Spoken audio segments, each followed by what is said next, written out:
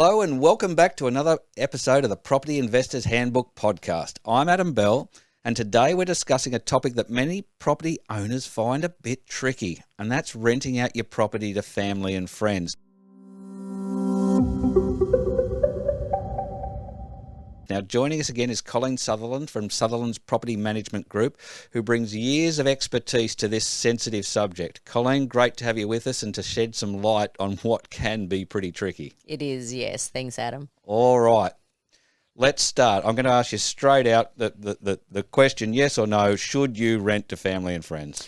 If you're managing the property yourself, it'll be a straight out no.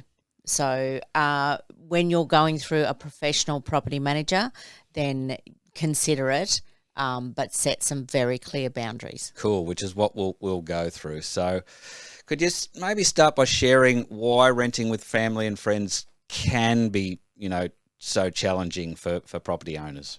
So what can happen even for the property owner is there's that familiarity that that can cloud your judgment, and it's your judgment that needs to have those boundaries very, very tight, probably even more tight than if they weren't. So with a landlord, you need to set the boundaries before they move in, and the same with the tenant, because again, being familiar with each other can lead to quite a destruction of both the relationship and the property. Right, which is, something you really don't want to be having Correct. happening with someone you're close with.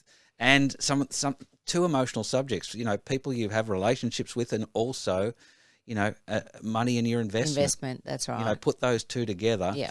So, what are some critical steps that property owners should take when setting up a rental agreement with someone they know personally? So before you have them move in, you must have it in writing.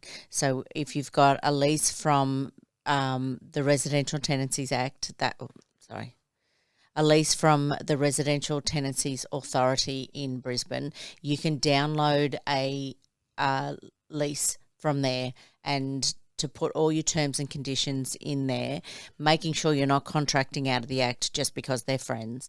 And have it in writing before you hand over the keys, and make sure you've dotted all your I's and crossed all your T's. So definitely still have a lease. Number one. 100%, that's right. Well, actually, if we go back to the first question, number one, don't do it. But if you're going to do it, make sure you have a lease. You as a property manager, when you given the role of managing someone's property and they want to put in their family and friends, what additional things do you put in place there? You said you need to set boundaries. Yes. Is that something you get involved with, or do you just advise your landlord to do that with the people going into the property? So what you need to do is have a professional property manager as a third party. So they take the emotion out of the transaction. And then you need to begin with the end in mind. So to make sure that when your family member, your friend moves out of the house, that you've done everything you can to minimise that risk. Because one of our mottos is, one of our mottos is risk management is, I can't even think of the motto. Okay. One of our mottos is education is the biggest form of risk mitigation. So if you can remember that, then you may be okay. You may come out of it unscathed. Sure. Okay. So now I'm having troubles. So what about a bond? So the significance of taking a bond, obviously I would imagine if they're engaging you still have to do that on their behalf. But again, someone who is putting in family and friends privately, should they be taking a bond? If you stopped and considered why you have a property in the first place to lease out, it is for an investment. So you need to do everything you can to minimise the risk on that investment, and that is following the legislation. And legislation tells you to take a bond, which is 4 times the weekly rent, no matter how high it is, because it has how high the rent is, because that legislation changed recently. So you can only take 4 weeks. You cannot take more, and I would not advise you to take less, because even if they do no damage to your property, they might just stop paying rent. And for you to go through that process, 1 week's rent is used up very quickly. So always follow the legislation.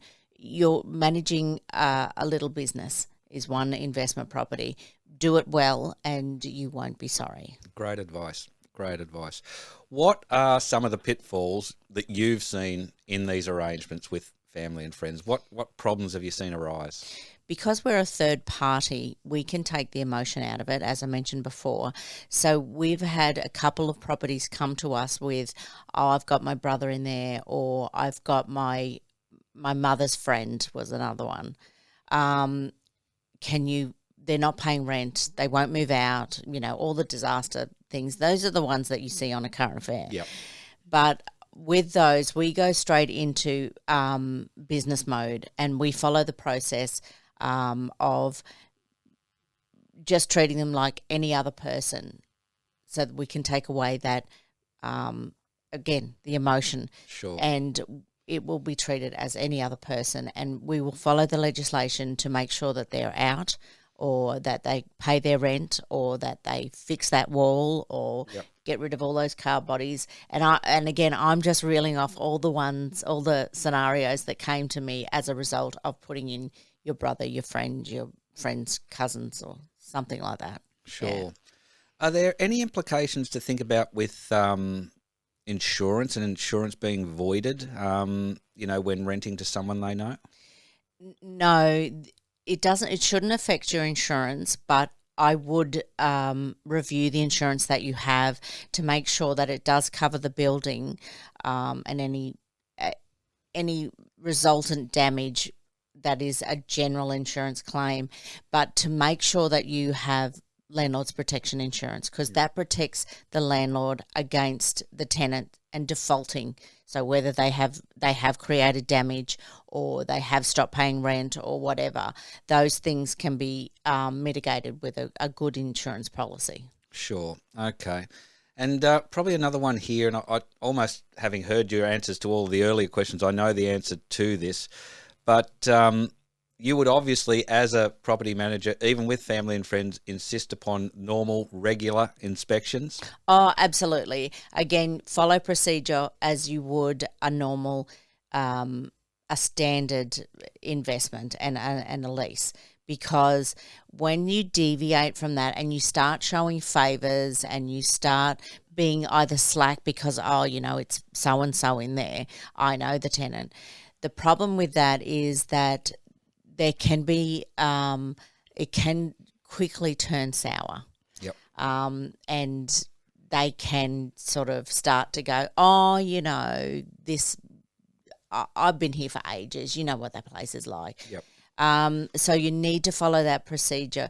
But I'm not just talking about the tenant being starting to get a little bit slack with anything. A landlord thinks that, well, I own that house, you're my brother, I'm coming in.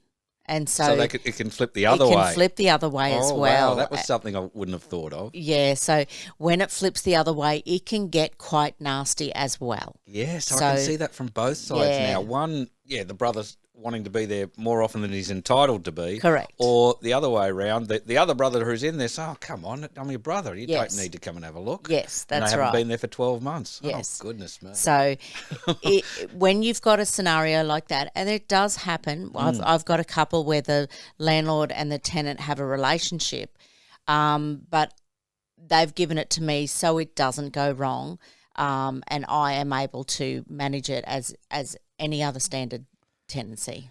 Look, I think it's pretty clear. There's a very simple solution here, and it was in the very first question of this podcast, Colleen, and that is get a property manager to manage your property.